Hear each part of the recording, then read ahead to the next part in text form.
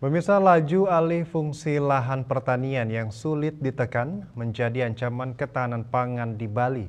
Untuk itu, berbagai langkah kebijakan pemerintah perlu diambil untuk kembali menguatkan sektor pertanian.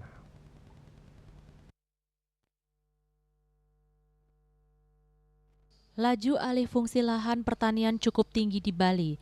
Lahan pertanian beralih fungsi menjadi perumahan, villa, dan fasilitas wisata terus meningkat dengan laju mengkhawatirkan. Setiap tahun diperkirakan puluhan sampai ratusan lahan pertanian hilang.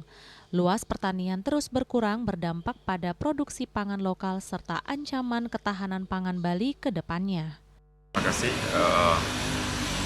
Mengantisipasi aktivitas atau kegiatan yang sudah berlangsung selama ini, di mana alih fungsi lahan itu berlangsung dengan cepat begitu ya. Kalau kita lihat data ya beberapa waktu tahun-tahun terakhir ini, kalau saya lihat data-data informasi di data statistik, kemudian data-data informasi di media, 75 sampai 100 hektar per tahun, itu kita bisa bayangkan bagaimana tahun-tahun kemudian itu akan kehilangan lahan-lahan pertanian yang produktif utamanya.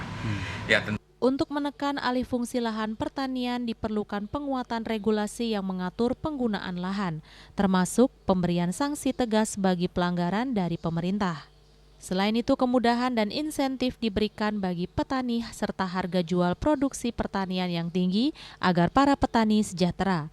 Selain itu, edukasi diperlukan untuk membangun kesadaran publik tentang pentingnya menjaga lahan pertanian sebagai keberlanjutan lingkungan dan budaya Bali. Yana, Bali TV.